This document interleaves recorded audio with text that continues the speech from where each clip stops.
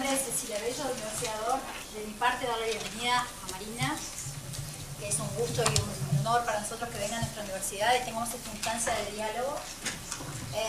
La Universidad Dort Uruguay forma parte del Centro de Cambio Climático y Toma de Decisiones de Uruguay, y en este marco en el que estamos apoyando este ciclo de conferencias regionales. A continuación, Denis Borfinkel de UNESCO y Marianela Uri de la Fundación de Futuro Latinoamericano hará una presentación de la conferencia. Gracias. Bueno, buenas tardes a todos, muchas gracias por venir. Simplemente darle la bienvenida a Marina desde dos sombreros. Uno, desde la UNESCO, la directora de la UNESCO pide que la disculpen específicamente, pero está de misiones ahí justo en este momento, pero le hubiera gustado mucho estar. O sea que me disculpo por ella, por la señora Lidia Brito. En segundo lugar, agradecerle a Marina que esté en estas conferencias que estamos realizando desde el Centro de Cambio Climático y Toma de Decisiones, que como ustedes saben, esa es una iniciativa conjunta entre UNESCO y ABINA y 11 instituciones de la región, entre ellas la ORT, la UDELAR y el Instituto Saras acá en Uruguay, además de otras, que si me las pongo a nombrar se hace muy largo. Lo que buscamos es justamente una de las cosas que creo que Marina está de acuerdo, son nuevos mecanismos que permitan que la política y la ciencia se comuniquen, es decir, convertir el conocimiento en soluciones prácticas, no solamente que quede entre los académicos. O sea que gracias, Marina, por tenerte entre nosotros. Muchísimas gracias, Denise.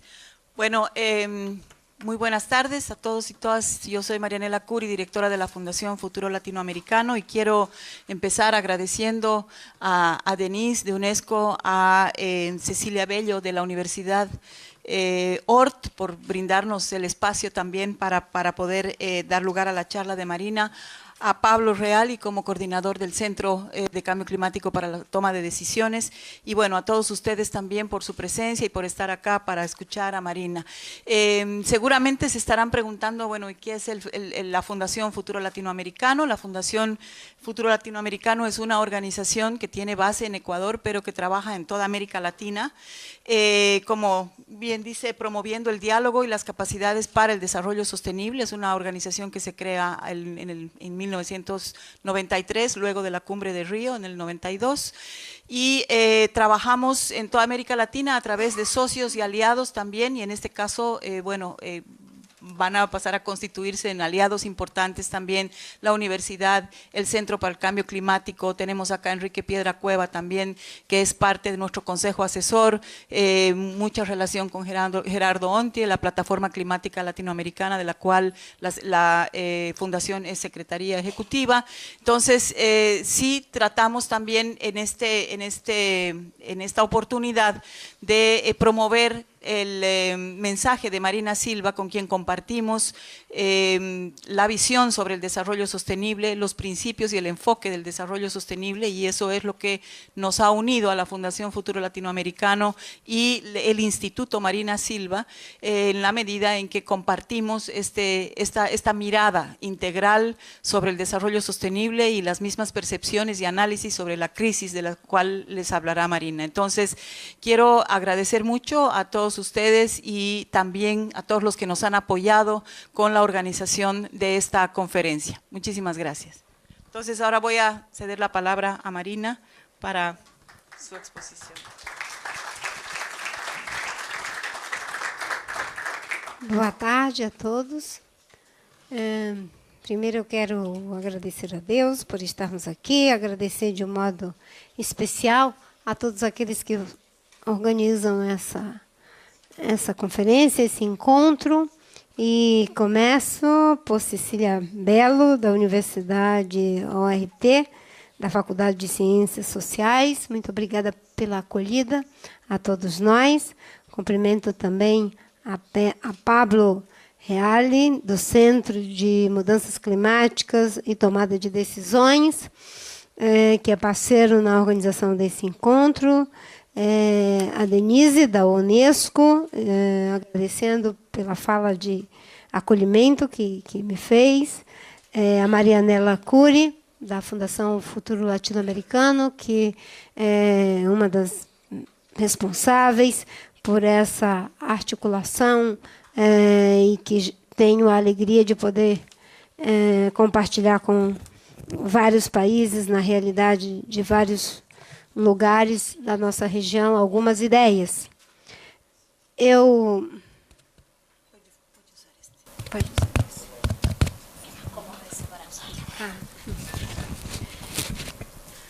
costumo fazer sempre antes uma breve contextualização, antes de falar sobre desenvolvimento sustentável.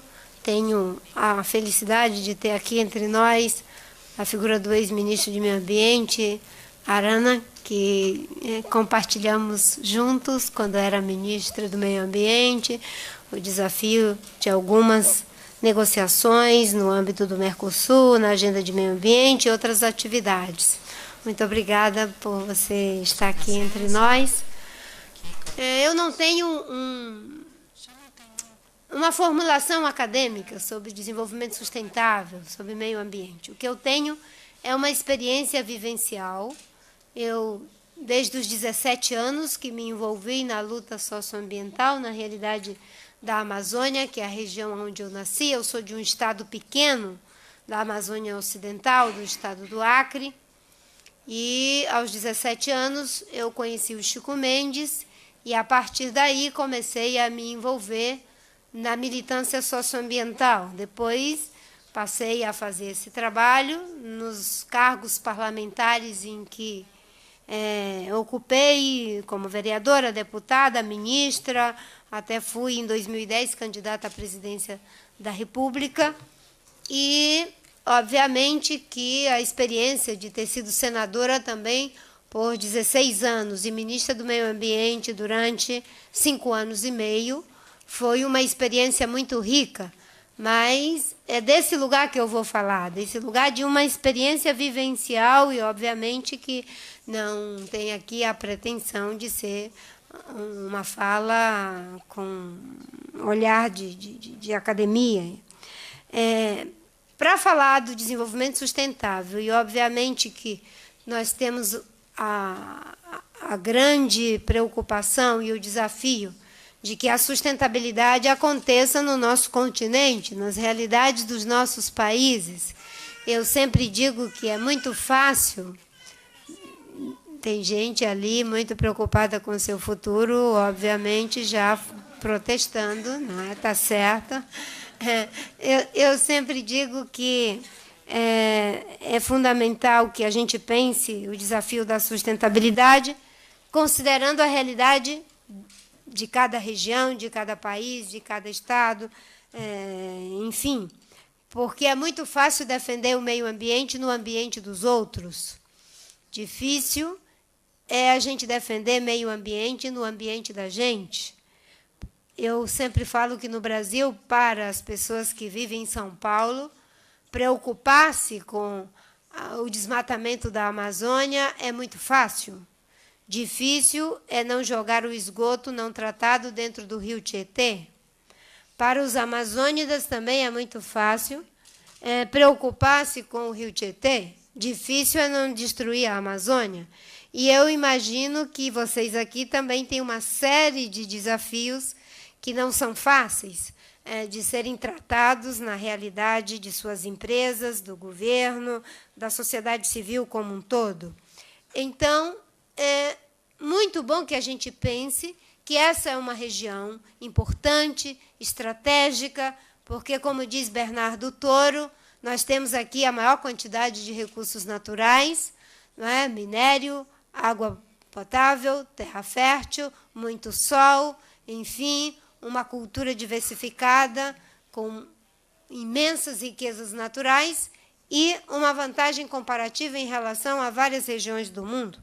Somos apenas 500 milhões de habitantes, com essa quantidade de recursos naturais, com essas vantagens comparativas e com essa baixa densidade populacional, não tenho dúvida de que aqui nós podemos fazer uma quebra de paradigma, sair do modelo insustentável para o modelo sustentável, desde que sejamos capazes de articular uma visão, criar os processos adequados para essa visão e colocar de pé as novas estruturas, as estruturas de uma economia que possa ser socialmente justa, economicamente próspera, ambientalmente sustentável, culturalmente diversa e politicamente democrática. É um desafio enorme pensar em quebrar paradigma, mas eu acho que nós reunimos as melhores condições para fazer isso. Mas, para pensar nessa contribuição que podemos dar, é fundamental que não nos esqueçamos de que estamos dentro de um desafio que é muito maior do que a realidade dos nossos países e da nossa região. Nada vai mudar se não fizermos um esforço conjunto, integrado, de todos os países do mundo, um esforço mesmo da humanidade. E por que eu digo isso? Eu digo isso porque eu costumo tratar a questão da sustentabilidade, da mudança do modelo de desenvolvimento, dentro do contexto daquilo que eu chamo de uma crise civilizatória. Que nós estamos vivendo uma crise civilizatória, uma espécie de colapso mesmo, em relação às possibilidades de continuarmos da maneira em que até hoje produzimos e consumimos. Uma crise civilizatória é como se fosse um momento em que um organismo começa a colapsar aqueles órgãos que são os órgãos vitais, né? Os rins, o pâncreas, a vesícula, enfim, o fígado e depois o pulmão, o coração, o cérebro. Isso são órgãos vitais para que um corpo humano, por exemplo, fique vivo. No entanto, no caso do corpo social, do tecido social, o planetário, também eu sinto que está acontecendo um colapso semelhante. Nós estamos vivendo uma crise que se compõe de 5 grandes crises.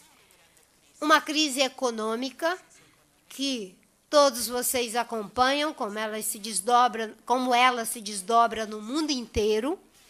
E no meu país, no Brasil, hoje nós temos graves dificuldades que têm que ser enfrentadas do ponto de vista dos instrumentos de política macroeconômica e política microeconômica do nosso país, mas uma boa parte da crise, vamos ser honestos, tem relação com o colapso econômico que estamos envolvidos. A crise econômica que iniciou-se em 2008, não é que ela começa em 2008. Em 2008, nós temos o aparecimento de um sintoma, mas, obviamente, que o processo já vem em dificuldade há muito mais tempo. Temos uma crise social. A crise social tem a ver com o fato de que somos 7 bilhões de seres humanos e desses 7 bilhões, cerca de 2 bilhões vivem em condições completamente insustentáveis do ponto de vista econômico, social, cultural. São pessoas que vivem com menos de $2 por dia, sobre os quais recai a falta de alimento, de entretenimento, de transporte, de moradia, de bens e serviços essenciais, fundamentais para uma vida digna.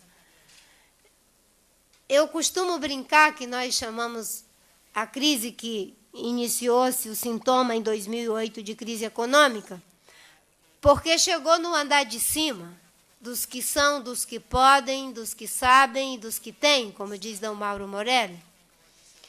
E os que vivem com menos de $2 por dia, que estão no andar de baixo, que não têm, não podem, não sabem, são pessoas que sempre viveram em crise econômica. É que a crise não leva esse nome quando está no andar de baixo, e muito menos são mobilizados trilhões e trilhões de dólares para atender às suas necessidades. Mas esses sempre estiveram em crise econômica. Temos uma crise ambiental profunda. Hoje, nós temos grande perda de biodiversidade, temos um esgotamento de muitos recursos, a perda completa da água em várias regiões do mundo, a perda material da água, como acontece em vários lugares do mundo, principalmente na África. Temos degradação de solo, contaminação do ar, que a gente respira, da água, muitos problemas ambientais, desertificação. Mas há um problema mais grave, que é o problema das mudanças climáticas. Esse é uma espécie de Armagedon da crise ambiental. Nós podemos reduzir perda de biodiversidade, podemos cuidar de uma série de agendas importantes, fundamentais, mas se não diminuirmos as emissões de CO2, que podem elevar a temperatura da Terra a ponto de comprometer o equilíbrio da vida na Terra, nós não conseguiremos debelar a crise ambiental. É uma crise grave. A crise econômica e social são profundas, mas a crise ambiental, eu diria, é mais problemática do que as duas primeiras, porque se resolvermos os problemas econômicos e sociais, mas não resolvermos os problemas ambientais, poderemos colapsar e de uma forma muito difícil de reverter. Há uma crise, uma quarta crise, que é política. E mesmo supondo que aqui vocês estivessem razoavelmente equilibrados, a crise política ela não está apenas na realidade de um ou outro país, não. Ela está no mundo inteiro. É uma crise que se combina com vários aspectos.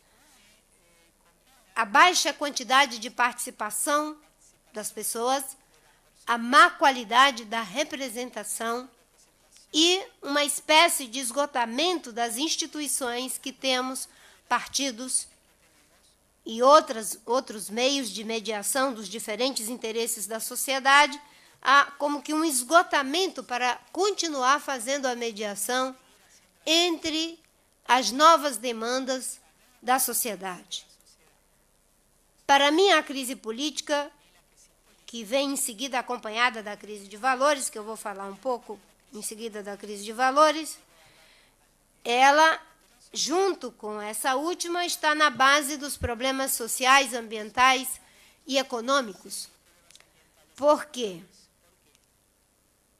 Se a política perde a potência para mediar os diferentes interesses e vai ganhando descrédito nessa mediação, se não há mais aderência entre representantes e representados, isso é um problema.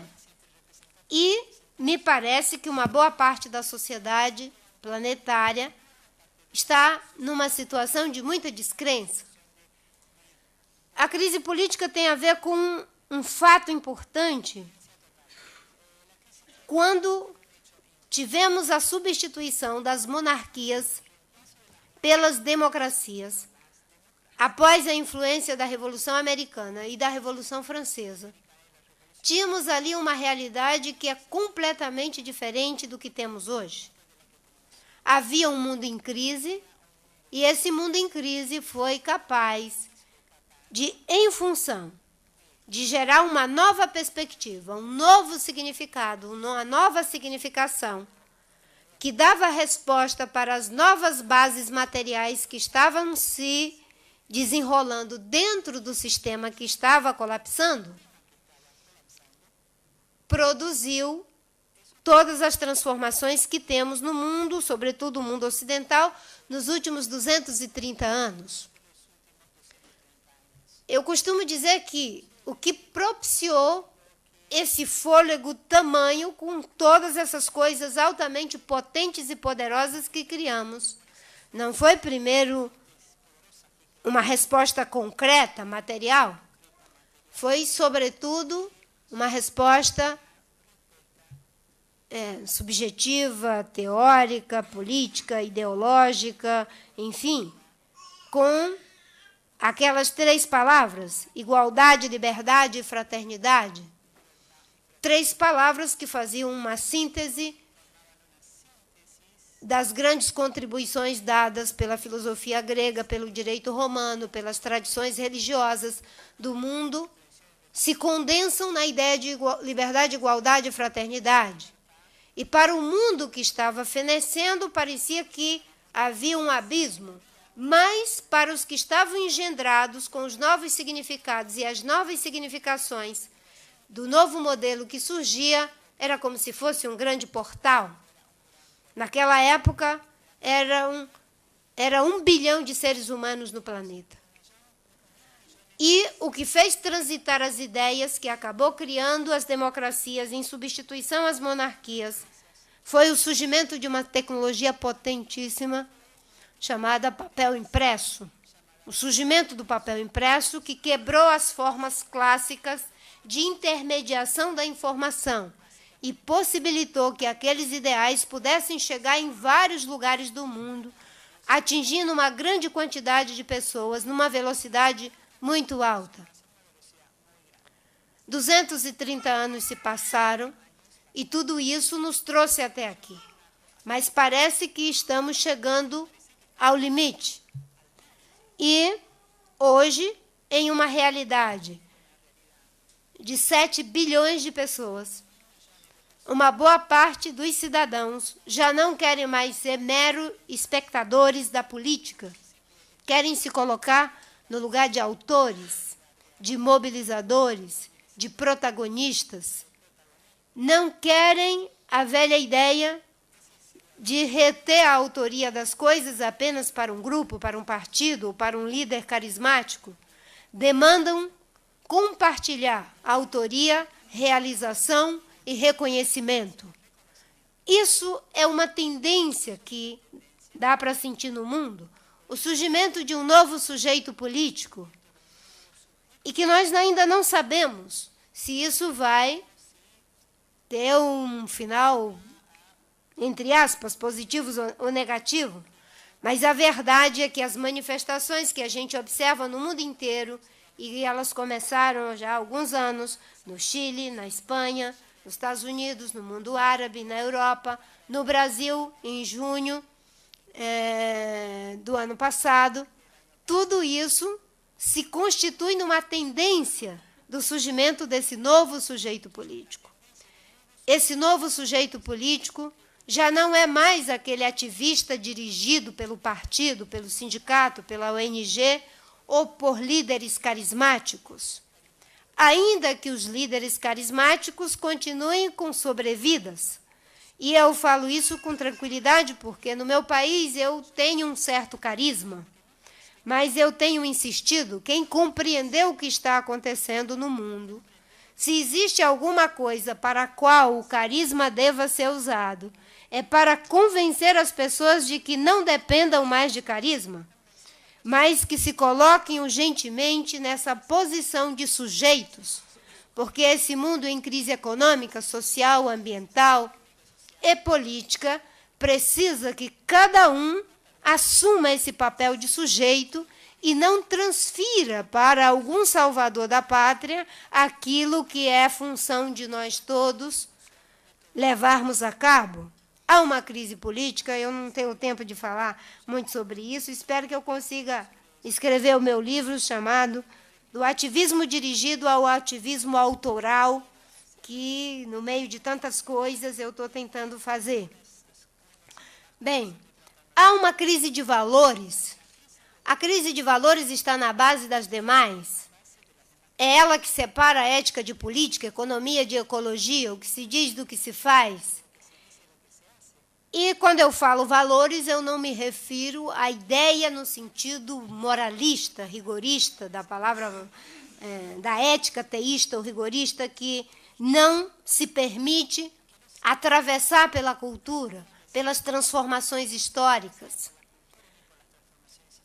Mas se de um lado não é o sentido da ética ateísta, rigorista, também não é da ética relativa, não é da ética de circunstâncias, que sacrifica os recursos de milhares de anos sejam eles produzidos pelos homens, ou sejam os recursos naturais, em função do lucro de apenas algumas décadas. É a crise dos valores que faz com que se entre numa lógica do poder pelo poder, do dinheiro pelo dinheiro, mesmo com prejuízos irreparáveis do ponto de vista dos interesses sociais, do presente e do futuro. Boa parte dos problemas que nós vivemos não são problemas técnicos, são problemas éticos. No meu país ainda temos cerca de 10 milhões de jovens analfabetos. Isso não são problemas técnicos, são problemas éticos. No mundo, temos bilhões de seres humanos que não têm uma casa para morar. Isso não são problemas técnicos, a gente sabe fazer os projetos de engenharia mais sofisticados, são problemas éticos. E nós estamos agora, no Brasil, subsidiando o combustível fóssil, petróleo, para gerar energia. Mas não é por falta de tecnologia e conhecimento para gerar energia de outras fontes. São escolhas que são feitas, e escolhas têm a ver com o sistema de valores nos quais nos referenciamos. Temos uma crise de valores. Se temos 5 grandes crises compondo uma crise econômica, social, ambiental, política e de valores, a conclusão é que talvez estejamos mesmo em uma crise civilizatória, que várias coisas estejam colapsando. E crises civilizatórias não são fáceis de serem manejadas. São muito difíceis de serem manejadas. Até porque nós não temos um bom acervo de experiência para recorrer a ele diante da crise que estamos vivendo. Se nós formos buscar esse acervo de experiência nos gregos, não vamos encontrar, porque eles colapsaram mesmo. Os romanos, a mesma coisa. Os egípcios, a mesma coisa. E nós poderíamos pegar também exemplos de civilizações pré-colombianas que alcançaram muito sucesso e que depois feneceram. Há uma diferença entre a crise que vivemos e a crise que foi vivida no passado por essas civilizações. Elas não colapsaram de uma única vez. E nós estamos dentro de um sistema integrado, globalmente falando, em que não há um lugar onde a gente possa se esconder. Mesmo o povo mais isolado, que nunca teve contato com nenhum branco, no meu país ainda temos cerca de 40 povos isolados, estão dentro dessa crise. Para não ter uma visão catastrofista, eu diria que nós temos uma vantagem comparativa em relação aos que colapsaram antes de nós. Ainda que a nossa situação é muito mais grave, porque engloba tudo.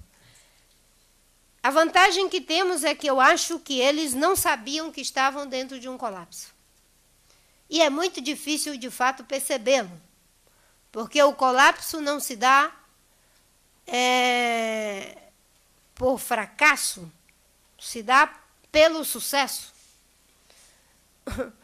O sucesso é que nos leva ao colapso. Se nós pegarmos os exemplos dos que colapsaram, talvez os romanos sejam o melhor exemplo. Eles queriam ser grandes, queriam ser fortes, e fizeram altos empreendimentos bélicos para serem grandes e fortes. E quanto mais territórios conquistados e quanto mais povos dominados, mais eram grandes e eram fortes. E isso foi uma das principais razões, entre tantas outras, que os levou ao fracasso. Como dominar tantas culturas diferentes, como manter tantos territórios. Nós também temos um sucesso impressionante. O homem acumulava energia, como diz o Jeremy Rifkin. A unidade de acumulação da energia era o próprio homem. Então, eu pegava uma caça, ou comia uma fruta, uma raiz, acumulava energia, e antes que aquela energia acabasse, corria atrás de uma outra. Depois começamos a domesticar os animais, a cultivar as plantas, a plantar, a ter celeiros, e aí vamos andar um pouco mais rápido e chegar na Revolução Industrial e começar a produzir energia em grande quantidade do carvão, do petróleo, do gás, da água, e chegamos aonde estamos, com uma capacidade incrível de produzir, acumular e consumir. E talvez, como diz o Ricardo Goldenberg, chegamos a um ponto tal que o consumo consome o próprio consumidor. Porque o planeta já está com a sua capacidade de suporte comprometida. E se não fizermos nada, poderemos aprofundar ainda mais isso. Vivemos uma situação que os especialistas do comportamento chamam de princípio do absurdo, que é quando algo alcança o seu limite, ultrapassa esse limite e se transforma no seu contrário. Tem um argentino, amigo meu, que repete as palavras de um pensador, que eu não lembro agora se é o Derrida, não sei quem é, que diz que o nosso problema não é a falta, é o excesso. Sofremos do mal do excesso. Estamos adoecendo da falta, porque tem coisa para tudo. Aí a gente pode dizer, não, mas tem pessoas que não comem, tem pessoas que não vestem, tem pessoas que... Sim, não tem, porque o nosso sistema ético é diferente, mas que existe, existe. E ele sabe que existe, e como os jovens de Londres até fazem revoltas para poder consumir. Estamos adoecidos pelo mal do excesso. Bem, há uma crise que tem uma proporção muito grande, mas o fato de sabermos que o sucesso pode ter nos levado a uma situação paradoxal, que é, querendo debelar os limites que a natureza nos impõe, e fomos muito exitosos nisso, aumentamos a população em 230 anos, um pouco mais, de 1 bilhão para 7 bilhões. Isso tem a ver com o sucesso da nossa tecnologia em produzir alimentos, remédios, coisas importantes para proteger a nossa vida. E poderia continuar dizendo tantos outros exemplos. O problema é que, buscando debelar os limites que a natureza nos impõe, chegamos ao paradoxo de encontrar o limite da própria natureza. E encontrando o limite da própria natureza, agora não sabemos o que vamos fazer com ele. Porque como nos sentir livres, como nos sentir criativos, como nos sentir produtivos em um planeta que nos limita? Essa é uma questão para a gente responder, no sentido de liberdade que temos. Porque somos seres que têm capacidade infinita de desejar. E não há problema nisso. Que bom que desejamos. Quando não desejamos, no hay problema, que es muy bueno desear. nem conseguimos viver. Si uno no desea, no logra ni vivir. Pero el problema es que la gran parte de la trayectoria de la raza humana se orientó por el ideal del ser. Todo se organizó, toda nuestra cosmovisión basada en el ideal del ser. Los griegos querían ser sabios y libres. Los romanos querían ser grandes y fuertes. En la Edad Media, las personas durante un largo periodo tenían como ideal de vida ser santas. Muy bien, muchos pecados se han cometido en nombre de la santidad, pero el ideal era del ser. La realidad volcada por el ideal del tener y del hacer es algo muy reciente y surge a partir del mercantilismo principalmente.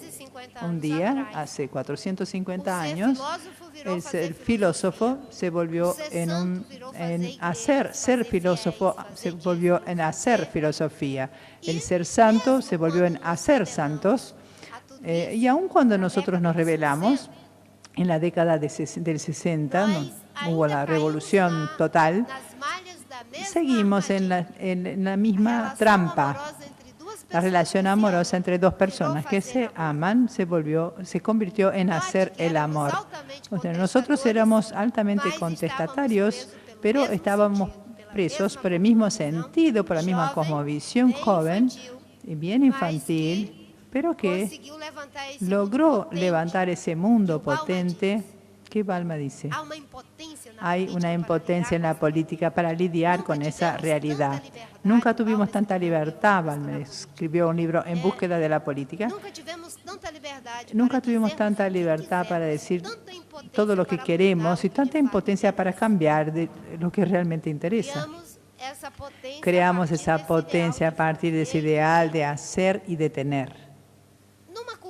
En una cultura, una cosmovisión en la que el valor de pertenecer, de éxito, de prosperidad, tiene que ver con hacer y tener, nosotros ya sofisticamos un poco más. No siendo posible hacer, no siendo posible tener, ahora decidimos parecer. Parecer, aunque no seamos, no tengamos, parecemos que tenemos o que somos. Y tal vez el Facebook sea el lugar donde está la denuncia más fuerte, porque no hay nadie que sea infeliz en el Facebook, nadie fracasado. Todo el mundo dice, bueno, mira eso y dice, yo quiero ese mundo también, porque allí solo hay cosas buenas, por lo menos cuando se trata de hablar de nosotros mismos. Cuando hablamos de los demás es distinto. Entonces, además de tener que tener, y ahora,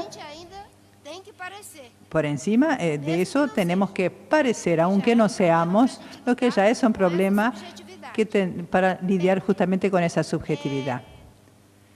Muy bien.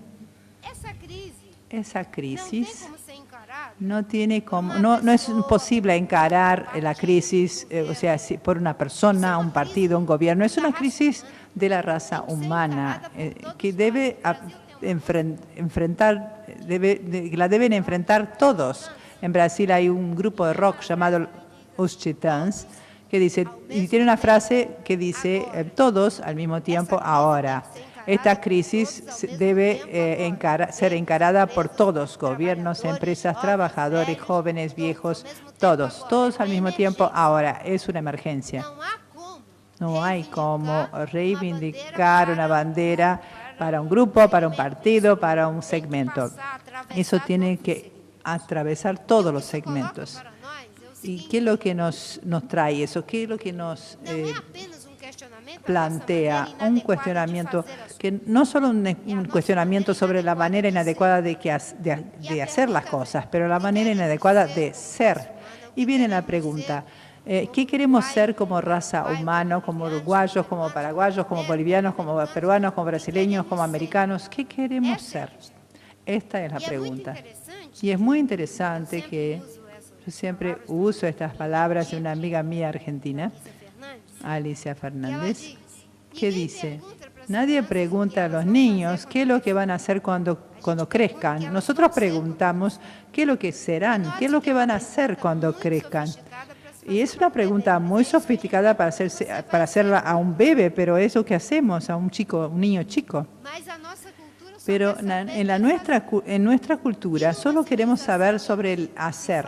Y en una civilización donde se hace indefinidamente, tenemos que tener un lugar para poner todas esas cosas que hacemos, porque si no nos vamos a sofocar con todo eso y creamos el lugar que es infalible, que se llama consumo. Nosotros hacemos y consumimos, y el patrón de producción y consumo de los americanos, de los europeos y de los japoneses, por ejemplo, si lo universalizamos para las 7.000 millones de personas del mundo, vamos a necesitar de unos 5 planetas Tierra. Solo tenemos un planeta y eso nos pone frente a un dilema ético. Si ese modelo no se puede universalizar porque no hay un planeta para él, tampoco se puede defender.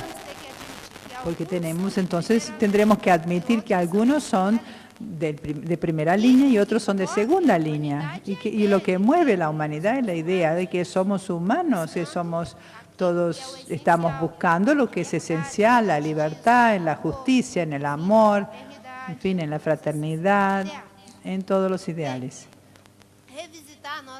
Bueno, volver a la infancia civilizatoria tiene tal vez que ver con ese desplazamiento de recuperar el ideal del ser. Hay límites para que todos tengan un auto, por ejemplo. Hay límites para desear cosas, pero no hay límites para ser. No hay límites para ser el mejor profesor y dar la mejor clase, el mejor arquitecto. No hay límites. Podemos buscar el ideal del ser en otros desplazamientos. No hace falta volver a la edad de la piedra. Incluso sería imposible. No existe ese regreso. Pero sí tendremos que pensar una idea de un consumo admirable, un consumo óptimo, deseable, que no sea el consumo tóxico, porque no hay soporte para tal consumo. En ese caso, una de las cosas que tal vez podamos pensar es, ¿qué queremos ser? Queremos ser económicamente prósperos, socialmente justos, ambientalmente sostenibles, políticamente democráticos, culturalmente diversos, muchas cosas que podríamos desear ser. Y después queremos ser sostenibles, porque el modelo actual es insostenible. Cuando decimos es necesario cambiar el modelo de desarrollo para un modelo sostenible, sin decir nada más, estamos diciendo que el modelo actual es insostenible desde el punto de vista económico, social, ambiental, cultural, político, ético, estético, en varios aspectos. La propuesta de un nuevo modelo requiere que pensemos ese modelo en las varias dimensiones de la sostenibilidad. Queremos ser sostenibles. La sostenibilidad no es una manera de hacer, una visión de mundo, ni un ideal de vida. Un modelo para ser sostenible debe ser desde el punto de vista económico, usando las bases naturales del desarrollo para transformar los recursos en calidad de vida para la gente. Hay que ser sostenible también desde el punto de vista social. Entonces, las riquezas que se producen, si no se distribuyen bajo la forma de bienes, servicios, tecnología, entretenimiento, vida digna, el modelo no es justo, no hay equidad. Es necesario ser sostenible desde el punto de vista social. También es necesario ser sostenible desde el punto de vista ambiental, utilizando los recursos con sabiduría, con el fin de atender nuestras necesidades sin perjudicar, o sea, sin comprometer las necesidades de aquellos que todavía no nacieron. Entonces, mantener el lazo social. Un modelo para que sea sostenible también debe ser desde el punto de vista cultural.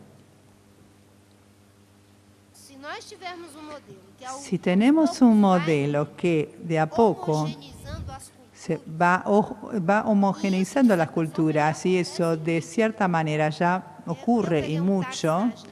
Yo tomé un taxi en Argentina, por ejemplo, y el conductor estaba muy ofendido con los brasileños. Él hablaba mucho y decía con las manos, hablaba con las manos y con la boca. Y yo estaba preocupada porque él manejaba, pero se daba vuelta y me movía las manos. Y decía, esos brasileños vienen aquí y quieren ir al shopping para comprar las cosas. Es todo lo mismo. Los que compran aquí van a comprar en un shopping en Brasil. No sé por qué quieren venir, quieren comprar aquí. Porque son las mismas cosas.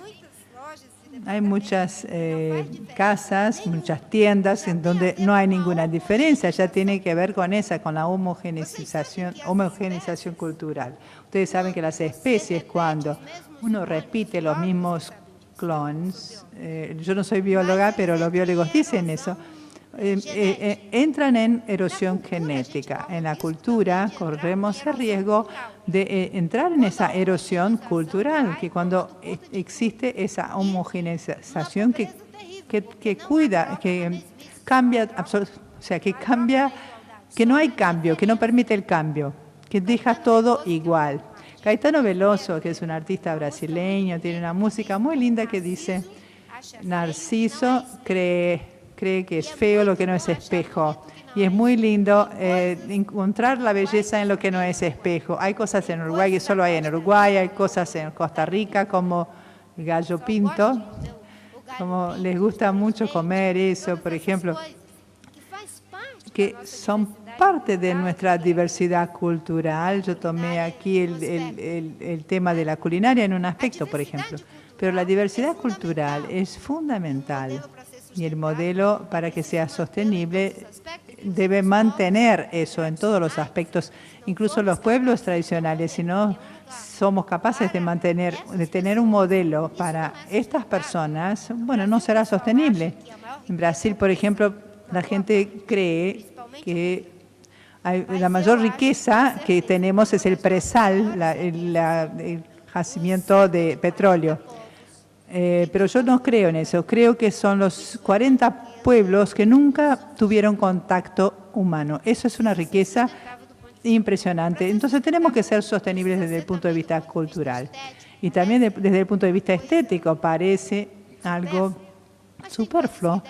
Pero hay cosas que deben preservarse por su valor simbólico, acústico, paisajístico, histórico. La frase que no solo de pan vive el hombre tiene que ver con ese lado simbólico de la existencia humana. Somos humanos porque somos seres de imagen, somos seres simbólicos, somos humanos porque somos seres subjetivos, somos capaces de producir metáforas. El modelo para que el modelo sea sostenible debe ser también sostenible desde el punto de vista ético. Como dije, no voy a atenerme más a eso, pero gran parte de los problemas ya tienen respuesta.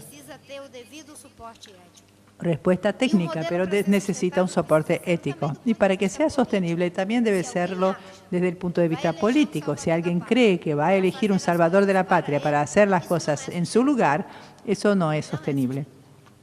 No es algo sostenible.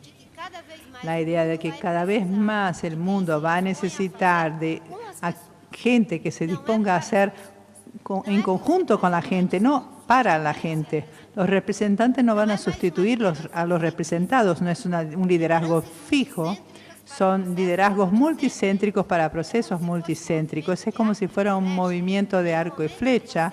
Hay un momento en que uno es el arco que empuja la flecha, en otro momento uno que es la flecha que es empujada por el arco. Entonces las posiciones se intercalan. La sostenibilidad política es fundamental porque en general creemos que vamos a poner a alguien en el poder para que haga por nosotros todo. En Brasil tenemos muchas denuncias de corrupción. Yo salí del PT y formo parte de otro campo político, pero reconozco que hay muchas cosas buenas que se hicieron por el gobierno del PT, sobre todo la inclusión social. Hay muchos errores también. Pero cuando me preguntan sobre la corrupción, yo siempre digo que la corrupción no es un problema de Dilma, de la presidenta Dilma, porque si fuera un problema de Dilma, como si fuera aquí un problema de Mujica, nunca va a ser resuelta la corrupción. Solo es posible resolver cuando es nuestro problema. El problema es nuestro. En Brasil, mientras teníamos la esclavitud como problema de los señores dueños de esclavos, teníamos esclavitud. Cuando pasó a ser el problema de todos, entonces terminó la esclavitud. Si la dictadura fue el problema de los militares, seguía siendo dictadura hasta el día de hoy. Cuando pasó a ser nuestro problema, se terminó. La inclusión social, cuando pasó a ser nuestro problema, también logramos sacar 30 millones de personas de la pobreza. Esto es sostenibilidad política. Es insostenible pensar que otros van a hacer las cosas por nosotros. Hay muchos retos que podemos pensar cómo vamos a traducir todo ello, el modelo sostenible desde el punto de vista ético-político, ético-estético. Pero un camino es empezar a defender el medio ambiente, nuestro ambiente, dentro de nuestra empresa, de nuestra estancia, de nuestra casa, de nuestro gobierno, donde estemos. ¿Dónde estamos? Y yo temo que no hay tiempo para una transición demorada y tampoco se puede hacer una ruptura abrupta. Se hace una revolución y mañana entonces ya se decreta que todas las energías son limpias y renovables. No es posible.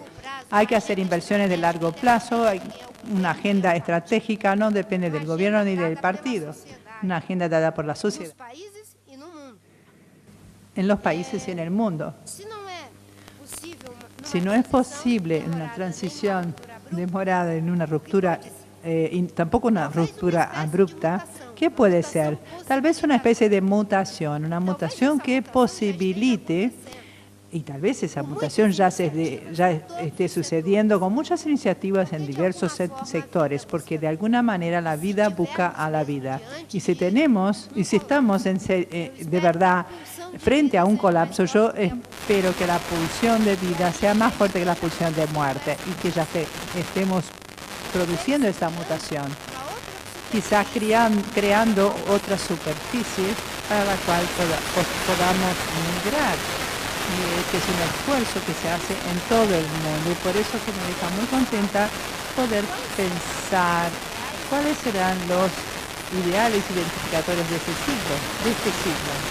En Brasil, cuando me preguntas si yo soy de izquierda, del centro, de la derecha, de arriba, de abajo, porque esto ya no dice mucho más que en Brasil, porque la izquierda se unió con todos los demás, ya no me significa mucho. Ni Freud explica. Entonces me preguntan eso y yo digo, yo soy sustentabilista, busco la sostenibilidad porque para mí la sostenibilidad es o puede ser ese ideal de hacer una síntesis de lo mejor del humanismo socialista, lo mejor de los aportes también del capitalismo. El nuevo no se crea a partir de la nada, pero sí sobre las cosas que existen a partir de la elección. Entonces, el que piensa en una sostenibilidad como una manera de ser, una visión del mundo, un ideal de vida y traduciendo eso en ideales identificatorios que se deben convertir en proyectos concretos con los cuales nos identificamos, generar energía limpia, renovable, distribuida, aumentar la producción por mayor productividad, por ejemplo, buscar cada vez más una integración que no sea solamente comercial, económica, pero una integración cultural también, como una vez dice Bernardo Toro, no se puede, América Latina no puede pensar más en integración desde el punto de vista económico. ¿Cuáles son las transversalidades culturales que podemos hacer entre nosotros para ampliar cada vez más esta identidad? Que pueda ayudarnos a cambiar el modelo. Cuando me preguntan si soy pesimista o optimista, yo digo que ni una cosa ni otra. Yo soy persistente. Porque con nuestra persistencia es que vamos a encontrar la respuesta. Y hay algo más. Si soy oposición o situación, y yo soy ni situación ni oposición, yo asumo la posición. El mundo necesita de gente que asuma la posición. Ser oposición a priori es muy fácil. No hace falta ni analizar los proyectos. Es solamente levantarse y decir soy contra, estoy en contra. Y la oposición solo ve los defectos, aun cuando las virtudes son evidentes. Pero también ser de situación solamente por situación tampoco da trabajo. No hace falta mirar a los proyectos tampoco. Pero asumir una posición es mirar el mérito de las cosas. Si el gobierno está haciendo algo bueno, no tenemos por qué ponernos en contra, no, pero eso parece ingenuo porque en el fondo uno va a fortalecer ese gobierno y va a ganar la próxima elección. Bueno, yo recuerdo cuando hubo la discusión del protocolo de Kioto en Brasil para ratificar el protocolo en el Mundial de África del Sur. El gobierno de Fernando Henrique negligenció la ratificación del protocolo. En la víspera, cuando se dieron cuenta de que iban a pasar vergüenza porque no habían ratificado el protocolo, bueno, en ese momento la mayoría del gobierno era en contra de ratificar y yo salí corriendo atrás de las comisiones para ratificar el protocolo. Y lo que sucedió es que algunos compañeros míos del PT, en la época yo era de ese partido, me decían, no hagas eso, vos vas a ayudar a mejorar la imagen de Fernando Henrique. Dejarlo pasar vergüenza ya en África del Sur, en Sudáfrica. Y yo decía, no, yo no puedo. Yo pensaba en el pueblo, en los bosques. Bueno, yo creo que el mundo necesita gente que asuma posiciones, que discuta los temas, que no quede nada más simplemente descalificando con rótulos. Si alguien es considerado radical o de derecha, bueno, ya listo, ya no hace falta ni conversar más, esa persona no sirve. Si alguien es perezoso, bueno, tampoco interesa, no tenemos por qué conversar con esa persona.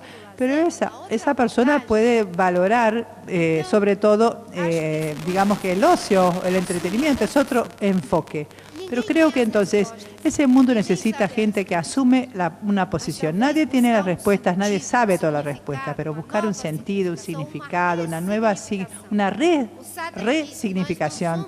Sartre decía que no somos resultados ni producto del pasado, de lo que hizo el pasado con nosotros. Somos el resultado y producto de lo que hacemos nosotros con el pasado. Y hacer algo con ese pasado que nos trajo hasta aquí puede llevarnos a un nuevo ciclo, no a un abismo, pero quién sabe a un portal donde podamos ser sustentabilistas, progresistas. Existen los que piensan en el medio ambiente y la economía, pero los progresistas quieren ver también la diversidad cultural, la justicia social, la economía y la ecología funcionando en forma integral.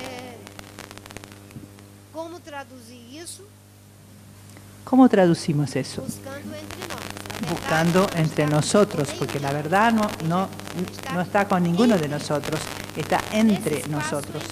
Y en ese espacio entre nosotros necesitamos hacer el esfuerzo de producir la mutación, esa nueva superficie, ese nuevo camino, esa nueva forma de caminar en la realidad de nuestros países, con la seguridad de que esa es la mejor forma de mantener nuestro lazo entre las generaciones. Me gusta mucho la historia de los pajaritos que se caen del nido. Para terminar, un pajarito que hizo su nido cercano a la casa, no tan cercano para que el gato no comiera sus huevos, y tampoco tan lejano para que el águila comiera. Entonces quedó en una especie de zona gris. Un día vino un temporal, y los tres pajaritos se cayeron al piso. Entonces la madre, muy asustada, decidió salvar a sus hijos, pensando siempre en el gato de un lado y en el águila del otro lado. Pero entonces pensó y dijo, una vez, si alguna vez, no era la madre del padre, el padre les dijo, si algún día a ustedes les pasa algo, si algún día algo así le pasa a mí, ustedes harían eso por mí, porque miren que está el gato, miren que está el águila. El primer pajarito contesta, sí, por supuesto, papá o mamá, por supuesto que vamos a cuidarte si llega a pasar algo así. El segundo dijo lo mismo, y el tercero, que era muy frágil y no tenía ni una pluma, y dijo, ¿y vos harías lo mismo por tu papá?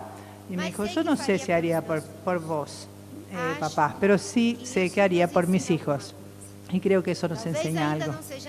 Tal vez no seamos capaces todavía de hacer por nosotros mismos todos esos cambios que necesitamos hacer y necesitamos trabajar. Pero hay una alianza entre generaciones que necesitamos hacer ahora por nuestros hijos. Muchas gracias.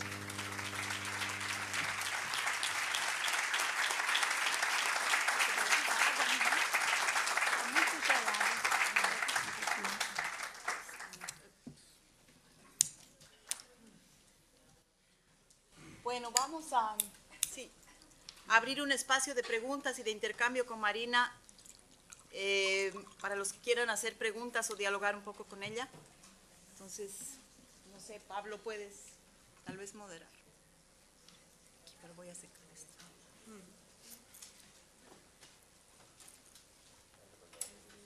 Lo que le pedimos por un tema de traducción y de audio es que use el micrófono para hacer las preguntas, ¿sí? Nos piden si los alcanzamos.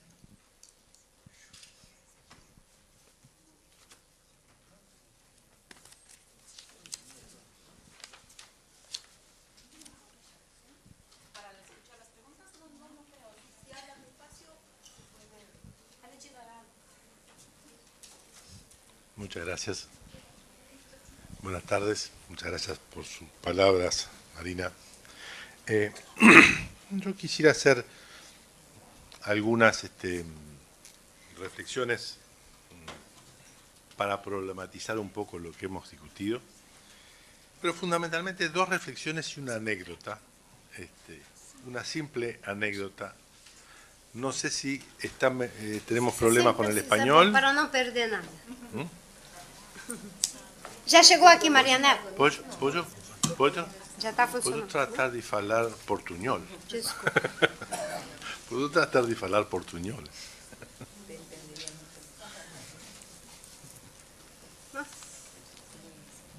No, no funciona. Ahí. Sim, Ahora sí. pode. Pode.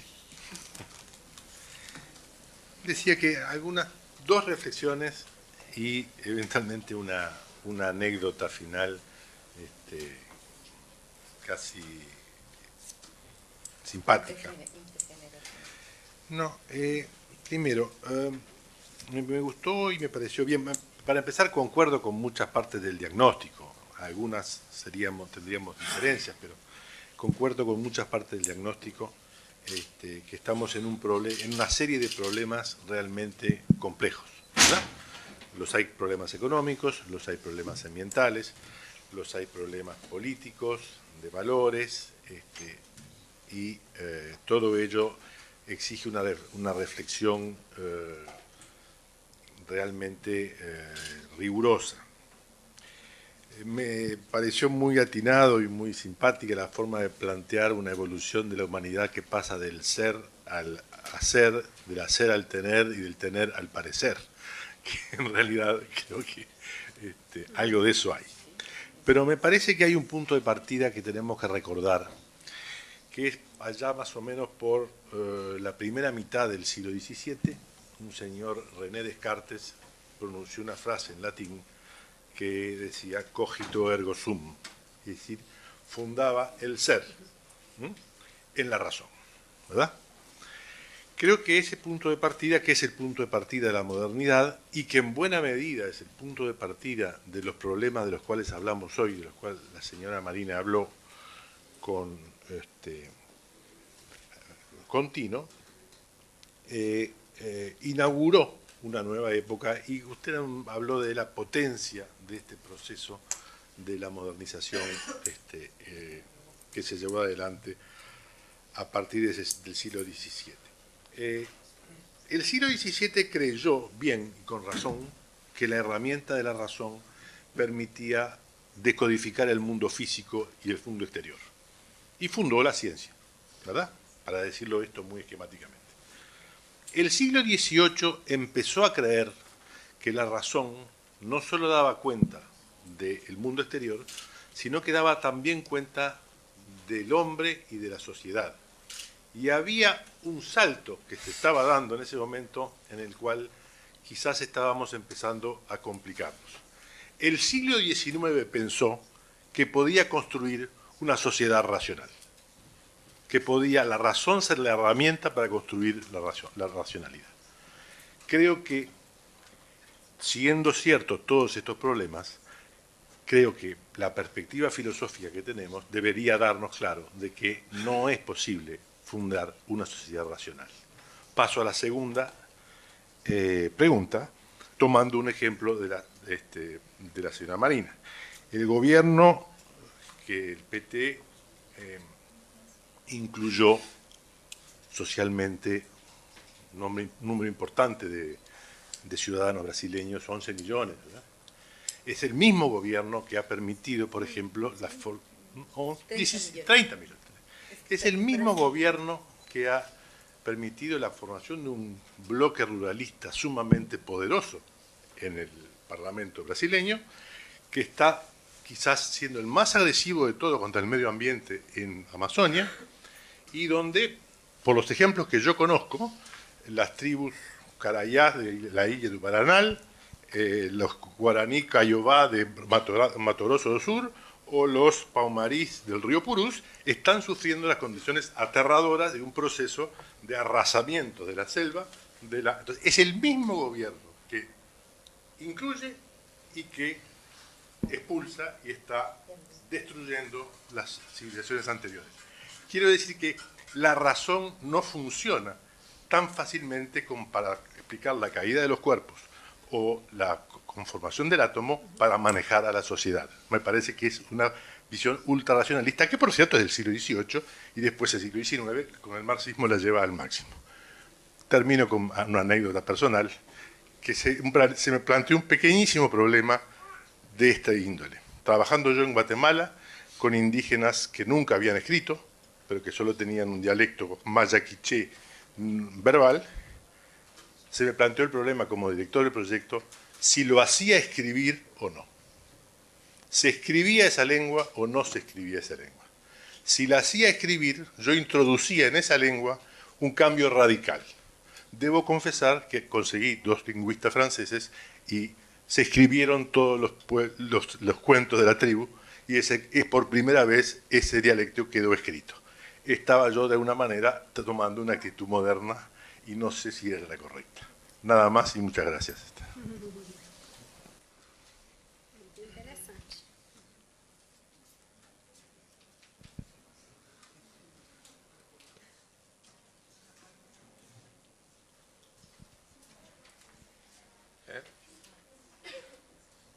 ¿Quieres decir algo? ¿Contestar?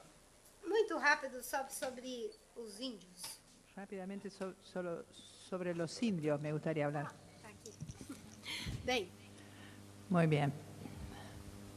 são contradições. Sí, hay contradicciones muy difíciles, de hecho, Temos a inclusão porque tenemos la inclusión social promovida, que incontestável, es incontestable y positiva, legado que deve ser un legado que se debe, independientemente de lo que asuma.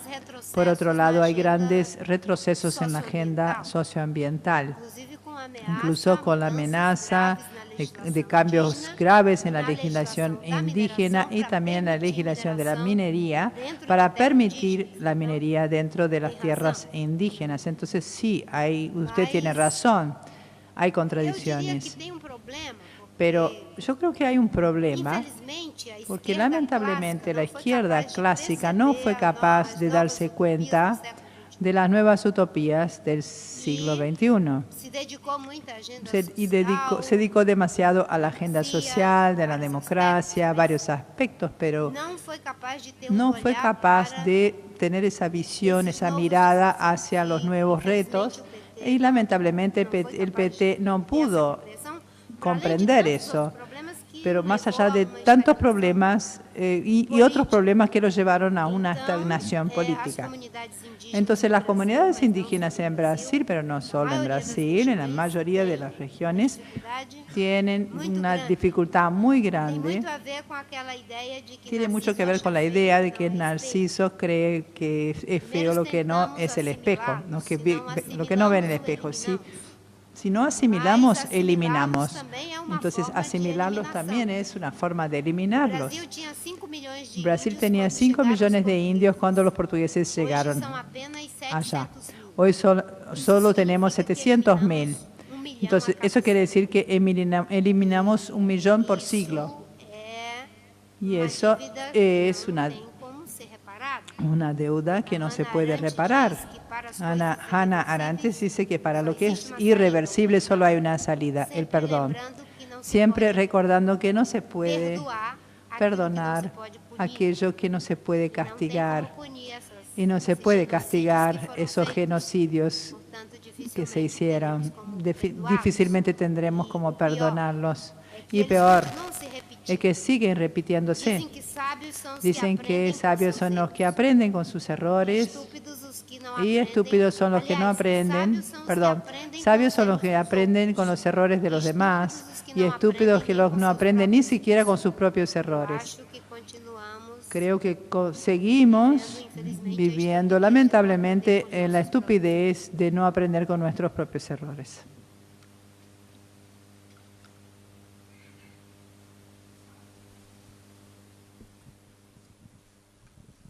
Hola Marina, muchas gracias. Mi nombre es Giselle de la MEA, Impulso Sistema B, no sé si...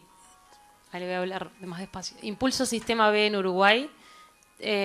Formo parte de la primera empresa B de Uruguay.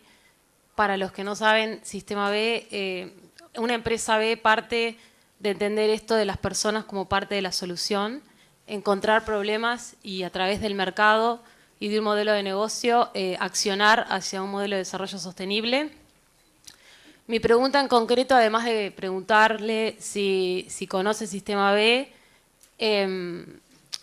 iba más orientada hacia si en realidad nosotros, los seres humanos, una vez que pegamos un cambio interno, y ser sostenible desde lo económico, lo social y lo ambiental, crear un modelo de negocio para...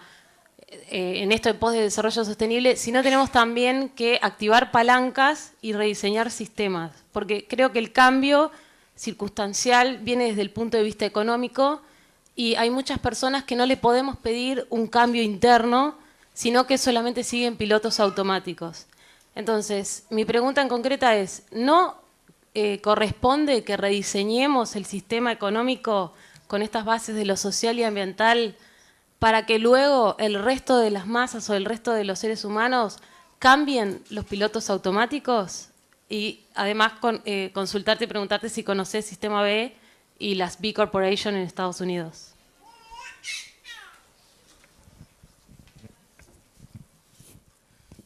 El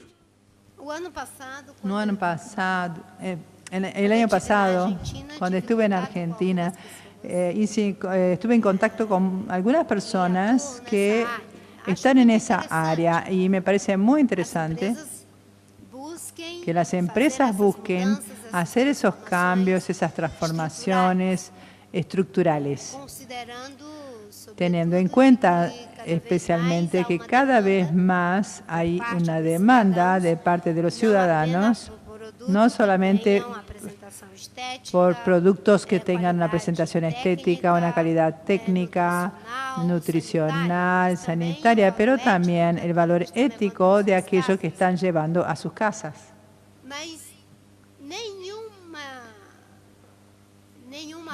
Pero ni una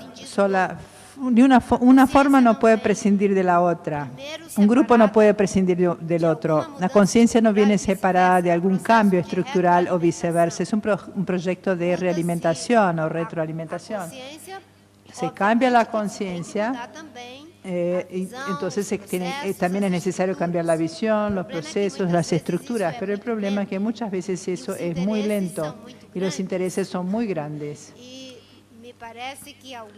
Y creo que algunos sectores hacen como aquellas personas que están con enfisema pulmonar, están en la CTI, pero quieren seguir fumando, por lo menos dar una última pitada. Entonces, si no tenemos una ampliación cada vez más grande de la conciencia de las personas que busquen traducir eso en nuevas actitudes a partir de su mismo ambiente, de su propio ambiente, no vamos a tener cambios. Cambiar en el ambiente de las empresas es fundamental. Cambiar en el ambiente de los gobiernos también es fundamental. Pero principalmente en el ambiente de la sociedad, que la misma sociedad es la que puede dar el término de referencia para los gobiernos y para las empresas. Gran parte de los cambios que alcanzamos lo hicimos porque hay un ciudadano que empezó a demandar, a exigir que los productos no estén asociados al trabajo esclavo, a la degradación ambiental, por ejemplo. Y hay empresas que tienen personas a cargo que también partieron de esos valores y están descubriendo que no estamos acá solamente para ganar dinero. Y la lógica del dinero por el dinero es lo que está llevando del dinero por el dinero y el poder por el poder está llevando el mundo a su colapso. En lo que tenemos que buscar es que haya prosperidad, empleo para las personas, una vida digna.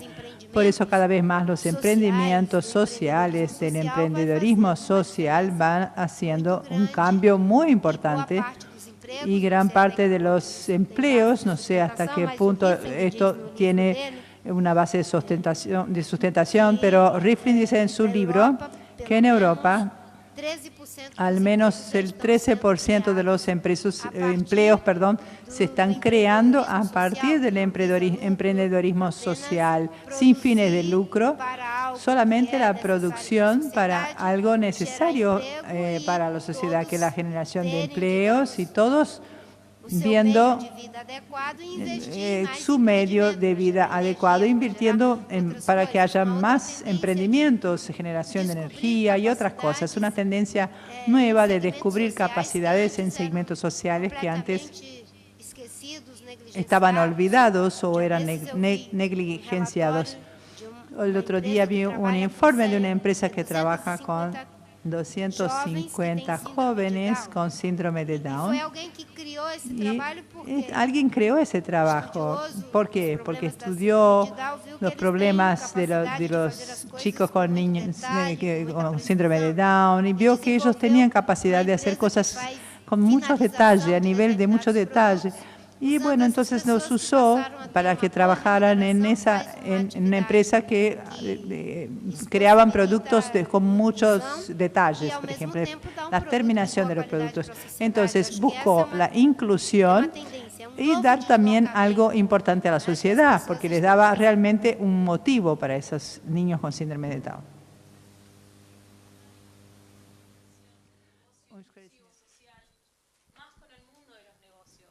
Porque solamente los negocios son los capaces de poder escalar recursos. Entonces, si nosotros seguimos de alguna manera creando cooperativas, que está perfecto, nos falta incluir el escalar el recurso económico para poder resolver ese problema mejor.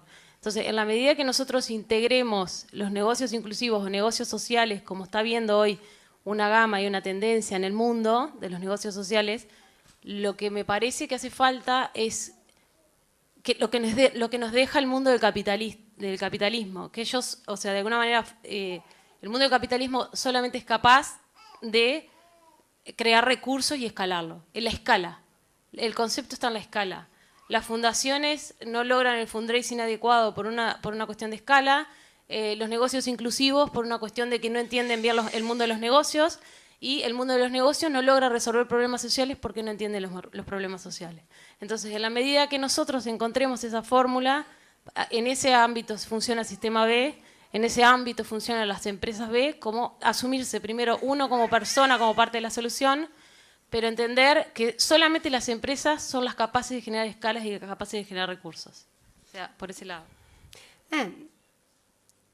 Acho que as empresas podem sim. Creo que sí, las empresas pueden movimentar una cantidad muy grande de recursos, juntar las dos cosas.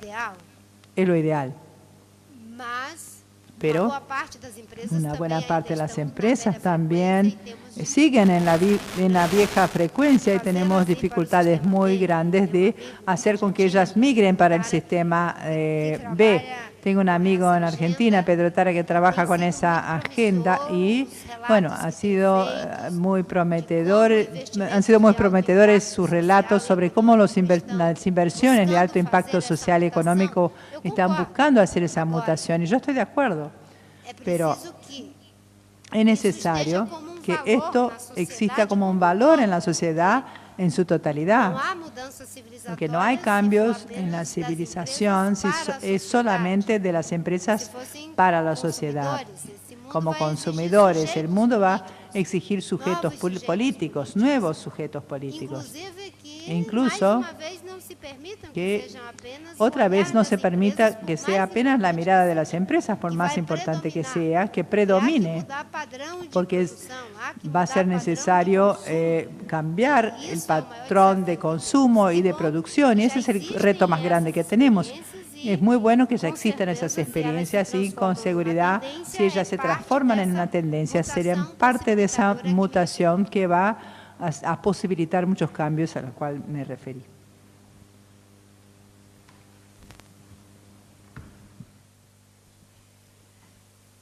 Bueno, la conferencia me ha parecido espectacular, Marina. Creo que los gobiernos, no solo el de Brasil, sino a nivel planetario, se encuentran arrasando desde hace décadas al planeta por un estilo económico, por un modelo económico, por un modelo de producción que todos creían que era lo mejor para el ser humano de alcanzar. Ya son varias décadas que pasó la primera reunión de Naciones Unidas sobre asentamientos humanos en 1972 en Estocolmo, y hay muchísimas de esos principios que no se han mínimamente logrado. Quisiéramos, ahora tenemos un problema mucho mayor porque no se nos escuchó tampoco en 1992 con la Conferencia de Naciones Unidas, con la Convención del Cambio Climático, que es lo que más ahora nos está amenazando a nivel planetario. Aunque parezca que no, las crisis de las que tú hablas, que son, que concuerdo perfectamente que es la crisis civilizatoria, no la van a arreglar las convenciones. Ese es mi gran, no sé, desconsuelo, frustración. ¿Cómo van a hacer todos estos gobiernos para no seguir arrasando? Porque hay pequeñas cosas, los sistemas B, aquí, allá, no va a estar ya en nosotros. Serán las futuras generaciones que van a tener todos estos problemas enormes que seguiremos tratando de difundir y llevar hacia otros como tú lo estás haciendo, ¿no? No sé qué va a pasar, es decir, con eso. No creo que hay el ojo del que tú hablas, es decir, los griegos, los romanos, y pasó mucho tiempo y ahora estamos en un momento de quiebre planetario por muchos problemas, económico, social, cultural, etcétera, social y de valores. No hay un ojo, no sé si hay un ojo que pueda abarcar en este momento a nivel de conciencia social, que pueda hacer cosas ahora, como dices, en este momento. Si puede haber, o si solo nos quedaremos en pequeñitas acciones.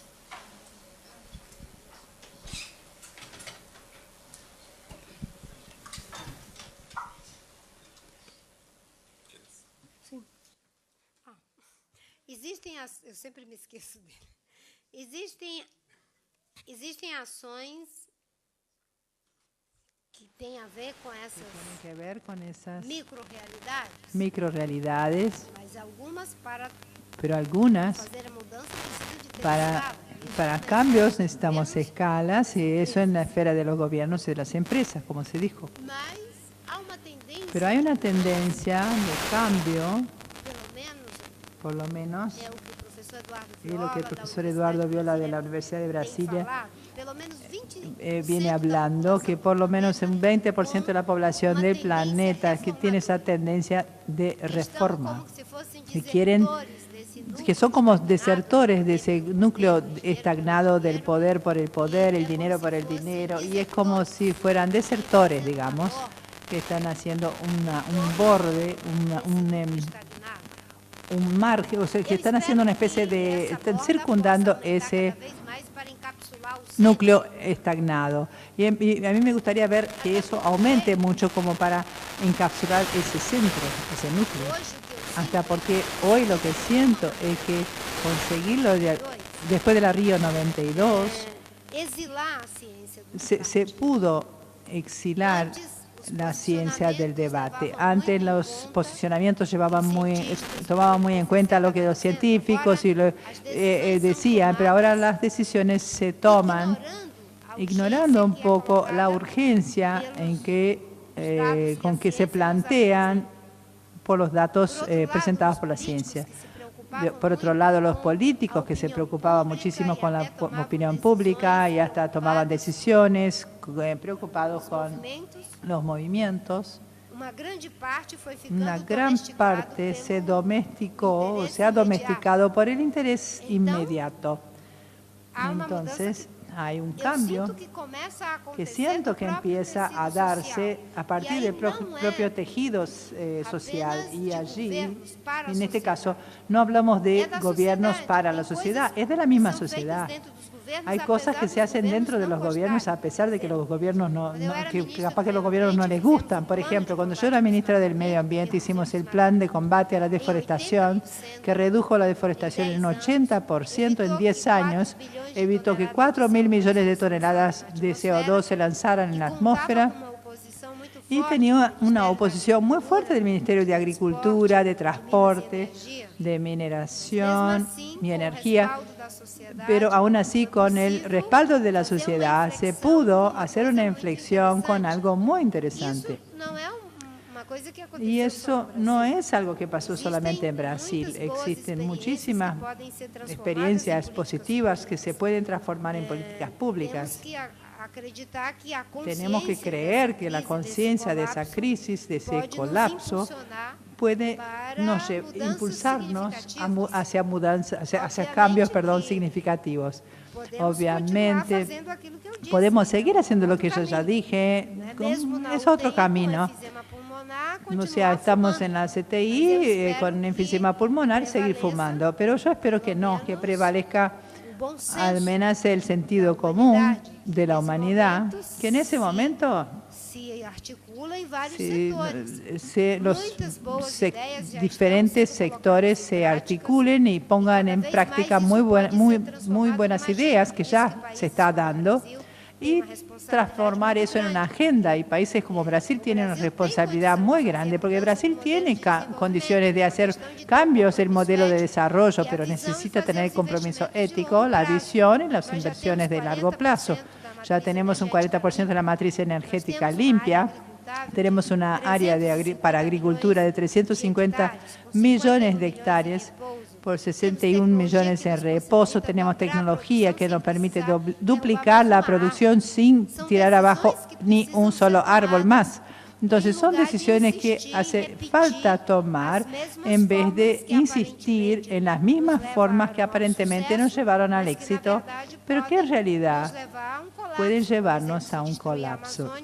Por ejemplo, con la destrucción de la Amazonia, según los investigadores del Instituto de Investigaciones de Amazonia, podríamos convertir el sur, la región sud y sudeste de Brasil en un desierto. Imagínense transformar esas regiones en un desierto por sacrificar las ganancias, o sea, pensando no a largo plazo, pero pensando en algunas décadas. Hoy hay mucha gente que está en contra de la deforestación de Amazonia, prefiere pagar más por los alimentos que destruir los bosques, y esto ya es una buena señal.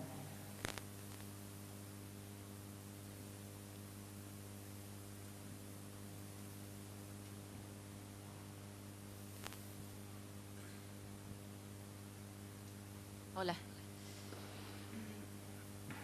Es muy común hablar aquí en Uruguay que la gente no se preocupa con el medio ambiente. Las personas que estamos cerca de esos ámbitos sabemos que sí, que hay muchas personas preocupadas con eso, que ya cambiaron la forma de vivir, que ya no son consumidores que buscan alimentos orgánicos, que buscan alimentar mejor a sus hijos. Pero esas personas yo creo, no logran participar de la política. No hay mecanismos de participación. Y no sé, y quisiera saber si usted podría darnos alguna idea sobre cómo serían estos mecanismos en un país donde no hay mucha tradición de participación. Yo he consultado por el Estado, pero no participa. Y sí debe haber también una aproximación, un acercamiento a la política a las personas. ¿Y cómo se daría eso? No es fácil. En la cultura política actual, el sistema político actual, no conozco la realidad del Uruguay, pero esas nuevas ideas, esas nuevas banderas, no es fácil que esas banderas nuevas tengan un apelo inmediato. Yo siempre bromeo que los políticos ambientalistas no son muy sostenibles porque ellos ganan las elecciones, y si hacen bien su trabajo, bueno, corren el riesgo serio de perder, porque van a ser cuestionados los intereses y una serie de cosas, con raras excepciones. Yo creo que tiene que ver con esos cambios que se están dando en el mundo. Los 20%, o sea, con una especie de cambio, ganas de cambio, voluntad de cambio. Yo tuve casi el 20% de los votos en Brasil en una situación muy difícil porque mi partido era muy chico, muy pequeño, el tiempo de televisión era muy breve, yo tenía 1 minuto y 20 segundos para transmitir mis ideas y la candidatura oficial tenía 11 minutos. Y el otro candidato tenía 9 minutos. Y ellos hablaban todas aquellas cosas que la gente quería escuchar, preferentemente decir que yo era contra el desarrollo, el empleo y esas cosas. Pero aún así, una buena parte de los brasileños, gran parte de los brasileños votaron en esas ideas, en esas propuestas, a esas propuestas. Y creo que eso tiene muy relacionado con lo que dice Víctor Hugo, que nada es más poderoso que una idea cuyo tiempo llegó. Y esa idea solo necesita una cosa, que los hombres y las mujeres empiecen a exponer esas ideas a otras personas.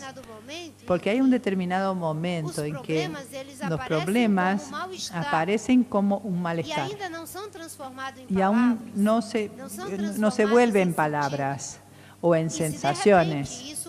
Entonces, si eso se empieza a traducir en palabras, a las personas empiezan a comprender muy bien. Y yo recuerdo que cuando me preguntaron si yo era de oposición, y yo dije que iba a mantener a las conquistas de los gobiernos anteriores y tratar de corregir los errores y enfrentar los nuevos desafíos, la prensa decía, pero eso no gana votos. Uno tiene que decir, usted tiene que decir que Lula es esto, lo otro. Bueno, yo tenía críticas, pero no eran críticas destructivas en todo. Necesitaba eso, críticas honestas. Y por más increíble que parezca, mucha gente entendió eso y había mucha voluntad de que esa visión prevaleciera en Brasil. Entonces creo que aquí estos nuevos mecanismos, estamos creando un partido que se llama Red de Sostenibilidad. Es un partido que trata de hacer una actualización de la política con nuevas estructuras, nueva visión, nuevo modo de operar, una forma más horizontal, más democrático, transparente, abierto, con la participación sobre todo de los jóvenes, y viene mostrándose como una experiencia muy interesante. Lamentablemente en Brasil no se pudo registrar, no nos permitieron registrar el partido. Tenemos representación en las 27 unidades de la federación, en casi todos los municipios, de los 5.000 municipios. En la última investigación hecha, yo tenía el 27% de las encuestas y los partidos que tenían solamente el 1% se registraron y el nuestro no se registró. ¿Por qué? Porque la gente le tiene miedo a ese nuevo sujeto político. Ese nuevo sujeto político es completamente diferente, distinto del activismo dirigido que teníamos antes. Él busca dar su aporte político, pero en una forma más independiente, más autónoma. O sea, para tener buenos resultados, con una buena agenda, la alternancia del poder es algo saludable. Puede ser la red hoy en Brasil y después el PT mañana, siempre que sea para implementar una agenda. En lugar de política de corto plazo, tenemos que hacer con que nuestros plazos sean más largos en la política. Después, si es de su interés, yo les puedo mandar estatutos nuestros, experiencias que estamos viviendo, creando ese espacio para esas nuevas formas. No son las viejas formas de los partidos como empresas o políticos como si fueran una clase, como mediadores. Asuntos públicos, para conocer mejor, para saber más.